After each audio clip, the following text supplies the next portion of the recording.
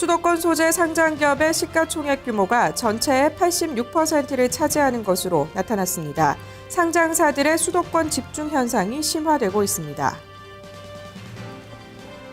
환율 공습이 현실화되고 있습니다. 최근 원달러 환율이 손익을 가리는 기준선 밑으로 떨어져 제조업체들이 채산성 위기에 직면했다는 우려가 나오고 있습니다. 농림축산식품부가 지난달 농식품 수출액이 지난해 같은 기간보다 13.8% 증가한 5억 6천만 달러로 집계됐다고 밝혔습니다. 가공식품 수출 증가와 신성 농식품의 성장세가 지속됐습니다. 새누리당은 오늘 6.4 지방선거 서울시장 후보를 선출합니다. 정몽준, 김황식, 이혜훈 후보 가운데 국민참여선거인단 투표 결과와 여론조사 결과를 합산해 후보를 결정합니다. 뉴스통 애플리케이션을 통해서 뉴스토마토의 주요 뉴스 살펴보겠습니다. 먼저 첫 번째 뉴스입니다. 수도권 소재 상장 기업의 시가총액 규모가 전체의 86%에 이르는 것으로 나타났습니다. 수도권 집중 현상이 심화되고 있는데요. 한국거래소가 발표한 국내 지역별 상장사 분포 시가총액 변동 현황에 따르면 수도권에 소재한 상장법인의 시가총액은 1,070조 9,253억 원으로 전체의 86.25%를 차지하는 것으로 조사됐습니다. 이번 조사는 지난 7일 기준으로 상장회사의 본사 소재지와 시가총액 등으로 산정한 결과인데요. 지역별 시가총액을 살펴보면 서울이 680소 4,504억 원으로 전체 시가총액의 절반 이상을 차지했습니다. 경기 소재 상장사들은 368조 7,980억 원으로 약 30% 상장의 비중을 차지했는데요. 전남과 제주 지역의 상장사 시가총액 규모는 각각 0.1%씩을 기록해서 가장 낮은 규모로 집계됐습니다. 시가총액 증가 면에서는 충청권과 호남권의 약진이 두드러졌는데요.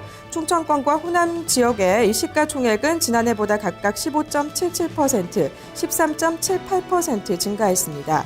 인구 증감과 밀접한 관계가 있다는 의견이 나오고 있습니다.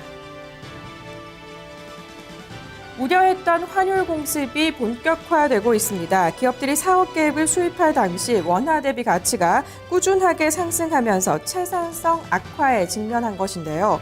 실제 원화 가치가 10% 상승할 경우 영업이익률은 0.8%포인트 감소하는 것으로 조사됐습니다. 전국경제인연합회가 제조업을 영위하는 주요 대기업 120개사를 설문조사한 결과 국내 제조업의 원달러 손익분기 환율은 1,050연 30전으로 나타났습니다. 원달러 환율은 지난해 6월 1,135원 20전을 고점으로 하락세를 꾸준하게 보이고 있는데요. 이달 1일에서 8일의 평균 환율은 1,029원 70전으로 전년도 평균 환율 1,095원 대비 6% 가까이 하락한 상황입니다. 올해 초 기업들이 사업 계획을 수립할 당시 기준 환율이 1,077전 90전임을 감안하면 원화 강세가 지속될 경우에 기업들의 경영 차질이 불가피한 상황인데요. 업종별로는 조선업의 손익분기 환율이 1,125원으로 가장 높았습니다. 그만큼 타격이 크다는 뜻이고 음식료와 석유화학, 전자통신, 자동차 부품 등이 그 뒤를 이었습니다. 이에 따라서 대부분의 기업들은 원화 가치 상승에 따른 경영 실적 악화 방지를 위해 각종 노력을 기울이고 있습니다. 지난달 농림축산식품 수출이 5억 6천만 달러를 기록하면서 증가세를 이어갔습니다. 수출 비중이 큰 가공식품의 수출 증가 영향이 컸고 또 사과와 배 등 신선 농식품의 성장세도 지속되고 있다는 분석입니다. 농림축산식품부에 따르면 4월 농림축산식품 수출은 5억 6천만 달러로 전년 동기 대비 13.8% 증가했는데요. 세부적으로는 신선 농식품이 6.3%, 가공식품이 15.7% 각각 늘었습니다. 특히 신선 농식품 중에서는 닭고기와 국화, 파프리카 수출액이 늘었던 반면 이 토마토와 김치, 인삼은 줄어든 것으로 나타났는데요. 이 가공식품은 조제 분야와 맥주, 음료 등은 증가했지만 마요네즈와 커피 조제품 등은 감소했습니다.